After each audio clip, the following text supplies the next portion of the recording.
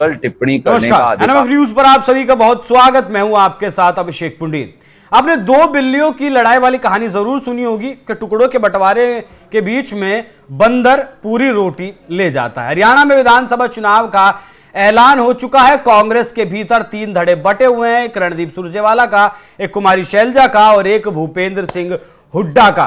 तो क्या इस लड़ाई में आप सभी जानते हैं किस तरीके से कुमारी शैलजा और भूपेंद्र हुड्डा आमने सामने हैं। भूपेंद्र हुड्डा के गुट के एक नेता की तरफ से दलित विरोधी टिप्पणी की गई, जिसके बाद से 11 सितंबर से कुमारी शैलजा चुनाव प्रचार से दूर हैं। मल्लिकार्जुन खड़गे, राहुल गांधी ने नहीं पता उनसे मुलाकात की, बातचीत की, मनाने की कोशिश की, नहीं की। उनका जो अवरोध था, उनका जो विरोध था वो दूर करने की कोशिश की या नहीं की। लेकिन अब इस पिच पर एक और खिलाड़ी की एंट्री हुई। एंट्री तो बहुत पहले ही हो चुकी थी, लेकिन वो खिलाड़ी पर्दे के पीछे खेल रहा था। नाम है रणदीप सुरजेवाला। मतलब हुड्डा और शैलजा की पिच पर अब बैटिंग कर रहे हैं रणदीप सुरजेवाला, क्योंकि रणदीप सुरजेवाला ने भी अब इच्छा जाहिर कर दी है कि वो भी मुख्यमंत्री बनना चाहते हैं। कुमारी शैलजा की भी लड़ाई हरियाणा में यही थी। वो भी विधानसभा चुनाव में लड़ने की इच्छा जाहिर कर चुकी थी, टिकट मांग रही थी, लेकिन कुमारी शैलजा को आलाकमान की तरफ से टिकट नहीं दिया गया।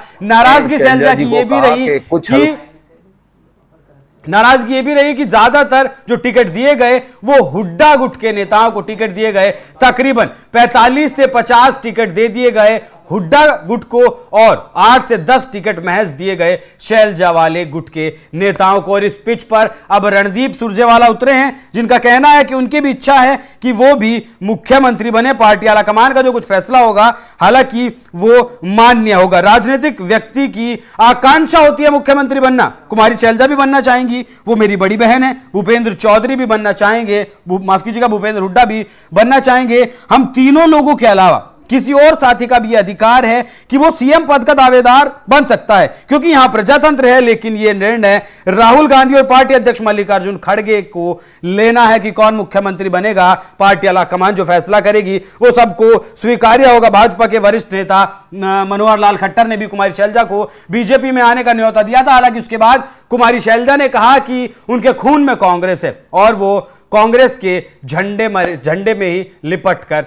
जाएंगी, वो बीजेपी में नहीं जाएंगी। लेकिन अब यहां कहानी समझ लीजिए कि अगर हरियाणा कांग्रेस 3 गुटों में बंटकर रह जाती है, नेता एक दूसरे से नाराज रहते हैं, मतलब मान लीजिए कि हुड्डा गुट से शैलजा गुट के नेता अगर नाराज रहते हैं तो कार्यकर्ताओं पर एक गलत असर पड़ेगा, और गलत असर इतना पड़ेगा कि वोटों का ध्रुवीकरण हो सकता है। जो दलित वोट बैंक कुमारी शैलजा के पास जाना था, या फिर कहें सीधे तौर पर कांग्रेस के पास जाना था, वो वोट बैंक ट्रांसफर हो सकता है चंद्रशेखर रावण के पक्ष में, जो जेजेपी के साथ गठबंधन कर हरियाणा में चुनाव लड़ रहे हैं, और मायावती के पक्ष में भी वोट बैंक जा सकता है, जो इनेलो के साथ गठबंधन करके चुनाव लड़ रही हैं।